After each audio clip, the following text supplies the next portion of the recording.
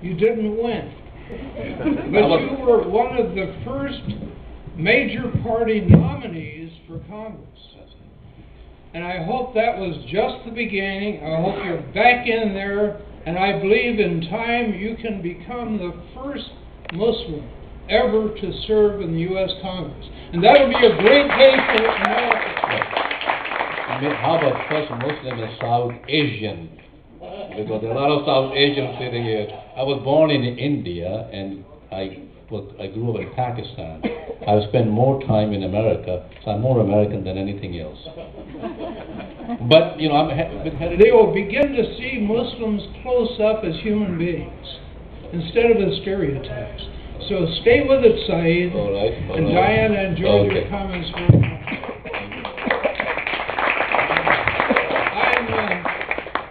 I'm not on anybody's payroll, nor do I hold public office. I'm here because I want to weep for my country. Our nation is in great peril. The challenge is certainly great, but in my view, the basic goodness of the American people will surface eventually when they have the facts about the situation. So I'm not giving up. Almost all of my time since I left Congress in January of 1983 has been spent in my quest for a just peace in the Middle East. And I must say, as I read the headlines, I haven't done very well, I must admit. First, a word of introduction. I've had a lot of unique experiences. A veteran of 22 years in Congress, 65 years as a champion of human rights for all humankind. In World War II, I experienced war close up, took part in the liberation of Guam, then went to Japan.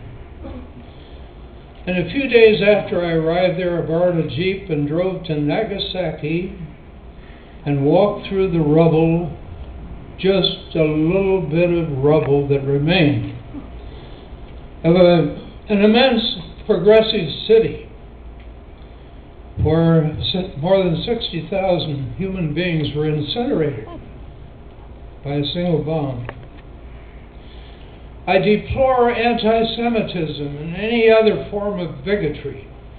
My proudest moments in Congress were when, in the 1960s, I could vote for the civil rights legislation. I believe deeply in the rule of law. In Congress, I offered what I call rule of law resolutions to end the Arab-Israeli War of '67, to end the war in Vietnam, and after leaving Congress, I sent a recommendation to my friend, the Foreign Minister of Iraq, Nizar Hamdoun. And in it, I expressed the hope that Iraq would see fit to offer to take the territorial disputes it had with Kuwait to the International Court of Justice and agree in advance to accept the decision of the court. But no one would listen, and we went to war and continued military action. They were bloody, they were costly, they were searing experiences for many people in many lands.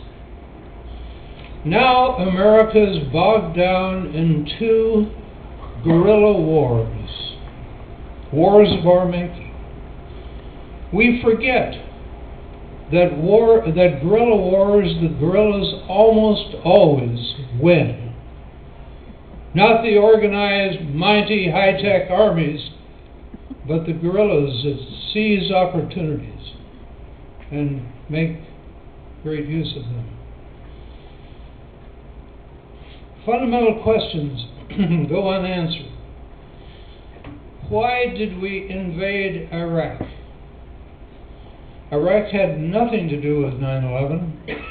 and posed no threat whatever to the United States. In fact, it would not have posed a threat to the United States had it possessed weapons of mass destruction.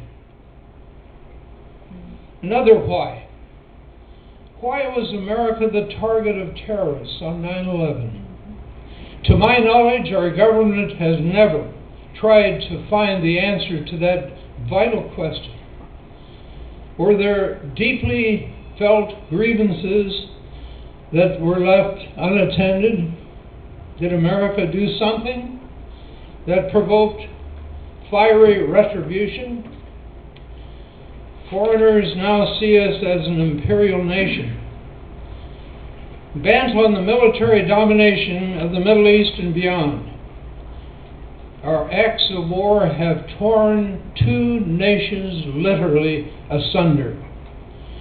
In the name of national security, our government subsidized or scuttles the doctrine of national sovereignty, the bedrock of the legal rights of nations, for more than 3 centuries, and that has been scuttled.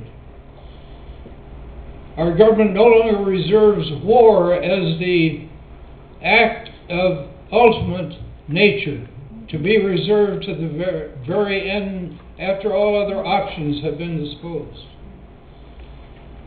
In fact, we talk about initiating more wars. Will Iran be next? Will Syria? Will it be Saudi Arabia? Abroad, our officials detain hundreds of suspected insurgents, and sadly they stoop to torture in the interrogation of these people. And now our government has shifted the main camp for detention and interrogation from Guantanamo Bay to Afghanistan, conveniently beyond the reach of America's judicial system. In both Iraq and Afghanistan, we have built permanent military bases, creating local fear that U.S. forces are there to stay. Imagine the impact of all this on people abroad, especially those in the Middle East.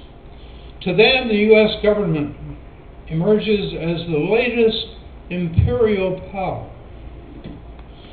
The only substantial support we have in Iraq is from Great Britain, the last century's foremost imperial power. The nation that carved out of part of the Middle East, the state of Iraq, gave it vast promises about democracy and freedom. Then it betrayed their promises. No wonder insurgency continues. America has become the self-appointed world policeman. The world needs a policeman, but no nation state is equipped for that task, and none should attempt it. World policing, as the speaker said earlier today, is the task of a strong multinational force, well equipped and able to act promptly to deal with trouble spots. At home, precious liberties have been sacrificed. Our government asserts the right to imprison anyone that the President, and the President alone, deems a threat to our nation's security. What an enormous conveyance of power to one man. Hundreds of U.S. Muslims are rounded up for questioning and for detention for long periods on flimsy charges, or in most cases no charges at all. And these arrests naturally stir the anxiety and the fear of non-Muslims, add to their unwarranted notion that Muslims are dangerous people. According to recent polls, and I hope you have seen these because they are so important, 1 out of 4 of the American people believe that Muslims are anti-American. That's 25%. 44% believe that Muslims encourage violence, and that figure is double the percentage of the year before.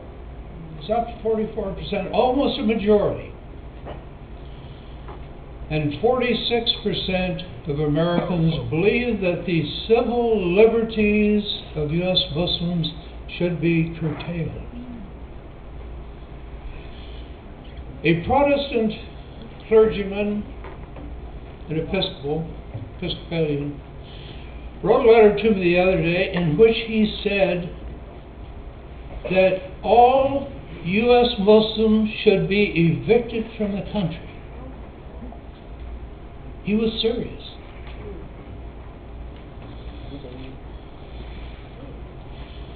After discarding one premise after another, the President now calls the war in Iraq one to establish democracy and freedom. Ponder this question. Could President Bush have ever rushed Congress and the American people into a war in Iraq, one costing so far about $200 billion and about 1,600 American lives, and thousands of lives blighted in some serious way, just to bring democracy and freedom to Iraq? Preposterous. The President wouldn't have gotten to first base. Imagine the impact of all this. It's bound to be sobering. Invading Iraq was the first and worst folly in American history, exceeding all others. As a grim testament, more than 1,600 caskets containing youthful remains have been shipped from Iraq to grieving families here in America. Wounded fill the hospitals. Thousands of families in America and many thousand more families in Iraq are blighted forever.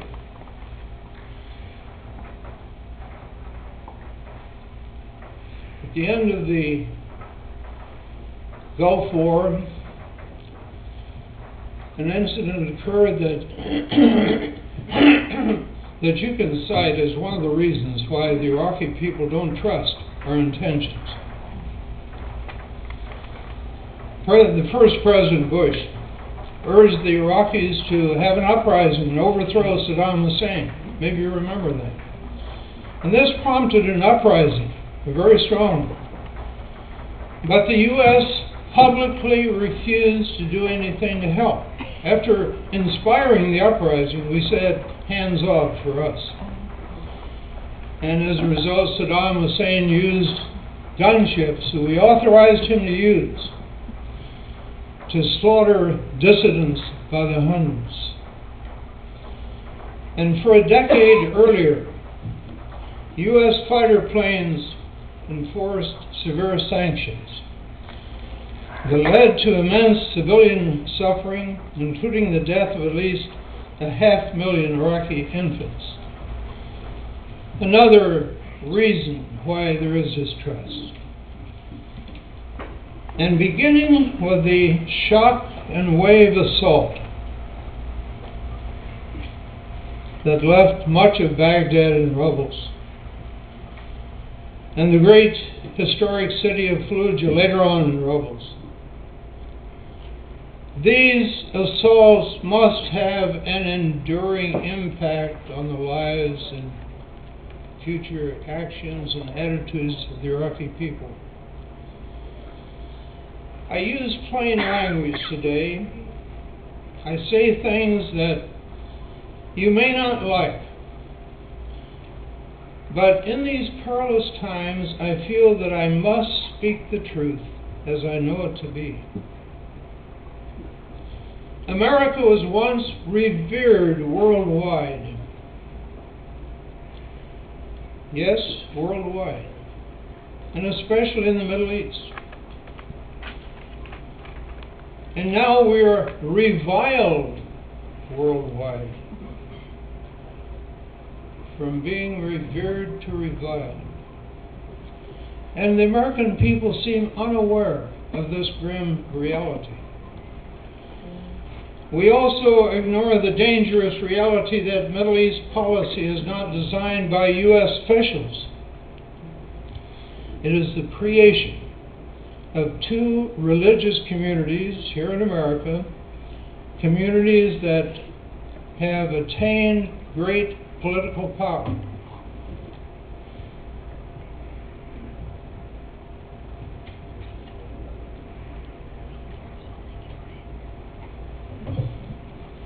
Now you may think I'm treading on dangerous territory. I am, but it's high time that someone spoke out. If we are to emerge from peril, we must face openly and critically the role of these two religious groups in the formation of policy in the Middle East. If we keep tiptoeing around the subject, we risk even greater peril in the future. For over 35 years, our government has engaged by proxy in a war that has to be described as a war of territorial conquest. We continue this proxy war today, and we've added 2 wars that we ourselves initiated on top of it. We invaded Afghanistan, we invaded Iraq. Both invasions can be traced to our government's passionate attachment to the State of Israel. Yes.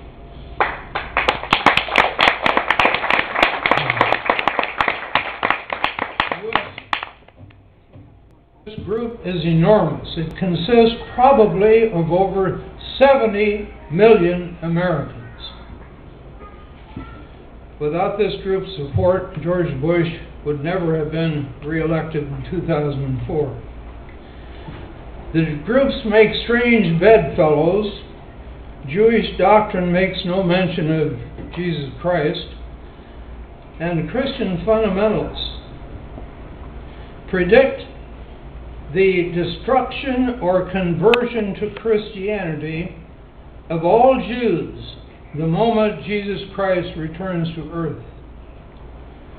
But they are bound together by an immediate interest, the survival of a strong, expanding Israel, as an essential precondition to the arrival of their own separate messiahs. Are you aware of this? The American people certainly are not. Ultra-Orthodox Jews believe their Messiah will not come until greater Israel, that is, biblical Israel, comes into being. And they believe that it would be against their faith to permit even a square mile of Palestine to be reserved as a homeland for the Palestinians. They exert power far beyond their numbers, both in Israel and in America. In Israel, they are the primary force behind the construction and expansion of settlements on Palestinian territory. An expansion that goes forward to this very day. Fundamentalist Christians in America help finance the transfer of Jews from America, mostly from New York, to these settlements. Christian groups are financing the building of settlements in Palestine. These groups are so politically powerful that